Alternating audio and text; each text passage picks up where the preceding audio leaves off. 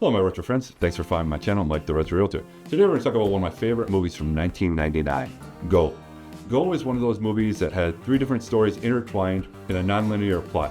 Very similar to like 20 Bucks or Magnolia or of course Pulp Fiction. So the movie starts out with Rona. Rona is a clerk played by Sarah Polley and she's about to be evicted on Christmas Eve. Two customers who happen to be actors come up to her and say, hey, we'd like to buy some drugs in a roundabout way. They are played by Jay Moore and Scott Wolf. The two actors also have their own side plot that intertwines with this. So Rona decides to help these guys out, so she goes to a drug dealer that she happens to know through a third party, Todd, played by Timothy Oliphant. He sells her the 20 doses of ecstasy for a higher price than she was willing to pay, but she's in a pinch, so she paid the money. She got the pills and went back to Scott and Adam's house to make the exchange. So at the house where she's going to do the exchange, there's a third guy there played by William Fichtner. He seems to be in charge, and Jay Moore's character says, go. Rona, being very quick on her feet, decides she needs to use the bathroom, dumps the drugs in the toilet, and gets out of the house. From that point on, three different stories that all revolve this drug dealer kind of intertwine each other.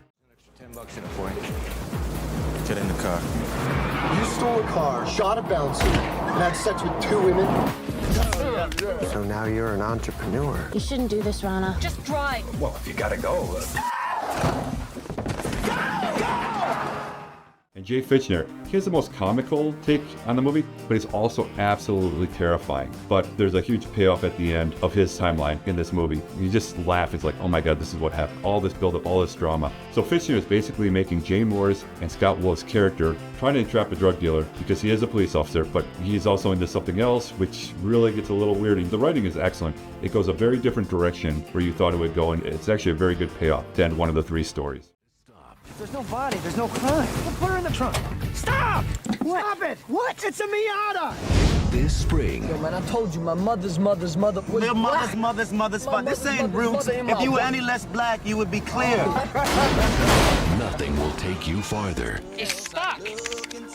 Oh. Give me that gun! So the drug dealer, Todd, is basically an asshole. He's a drug dealer. I mean, he would be. He finds out that he got ripped off, so he chases down Rona, and that's one of the three stories. And at the end, there's a third story that involves a British guy named Simon. That's actually who Jay Moore's and Scott Wolf's characters are originally looking for, is the Simon guy. Simon works at the same market that Rona works with, and gave Rona the shift so he could go to Las Vegas. While in Las Vegas, he runs afoul of some gangsters, while also using Todd's credit card, so they find out who Todd is, and the gangsters chase Simon from Las Vegas to LA and confront Todd. Todd rolls on his buddy immediately because he's just a customer, he doesn't give a damn. And the gangsters catch up with this Simon fella and take out a revenge. It's not bad. No one gets killed in the movie. It is a crime comedy movie.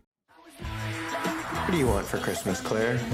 We just kissed a little, okay? Wow, he's a drug dealer. He's a good guy. Oh, he's the good drug dealer.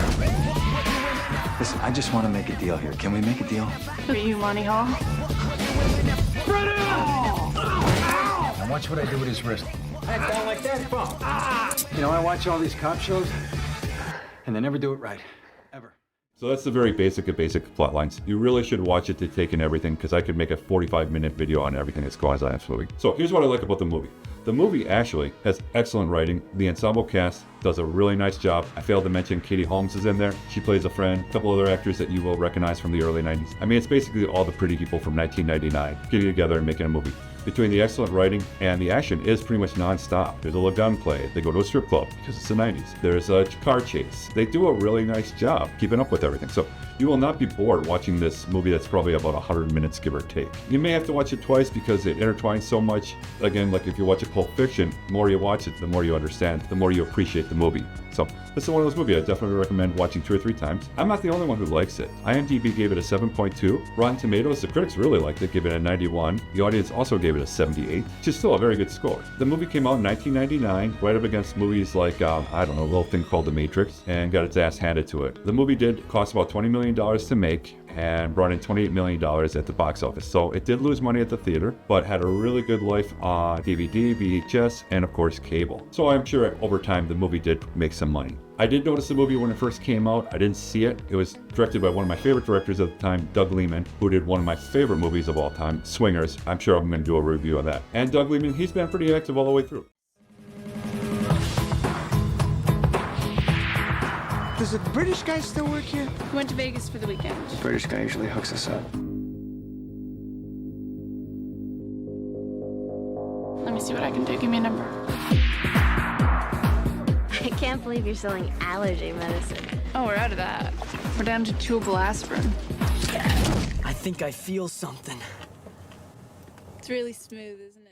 I did actually review one of his movies that just came out about a year ago, the remake of Roadhouse. The less said about that, the better. They're not all great, but he does have a couple bangers in there. Another thing I mentioned, this is such a time capsule of 1999. Everything looks 1999. I mean, the clothes, the music, and they are spot on with the soundtrack. They paid big money to have a lot of big songs on the soundtrack. The big one that everyone should recognize is Steal My Sunshine by Len, but there's some Massive Attack on there, Fatboy Slim, and even some No Doubt on there. So the soundtrack is a time capsule from 1999. Definitely worth checking out. You can buy the DVD, at Amazon for about $8 delivered. Blu-ray, of course, is gonna be a little more, probably $15. But it's out there. It's easy to find. It's a very digestible movie, but you need to pay attention because it is one of those intertwined movies, and you miss so many details. On my latest viewing, I saw two very odd product placements. At one time, Jay Moore and Scott Wolf are in a liquor store, and he's holding a bottle of Cutty Sark. You never see Cutty Sark past 1992. I am a big fan. And the other thing that was really odd, Todd the drug dealer, during one of the last scenes, you see his television. Everything is state-of-the-art electronics, but he has an old-school NES up there. NES stopped production in 1994, 5 years prior, and 2 consoles from Nintendo has been released ever since it. At that point, they're actually working their way out of the N64, which was already 3 years old when they shot the movie. So that was kind of 2 oddball product placements. I don't have to pay any money for it, doesn't matter, but I thought that was kind of cool when I watched the movie. So that being said, you can find the movie on Roku and Tubi, definitely worth the watch, or buy the DVD. I mean, you know how I feel about physical media. It's only a couple bucks for the DVD. You can find it on eBay or secondhand store real easy. It's definitely worth watching. That runtime of 103 minutes, I believe, will fly by. You're going to want to digest it for a couple of days, and then you're going to want to pick up again because you catch so much more on the second view. That's all I got for you today. Keep it retro, my friends. Take it easy.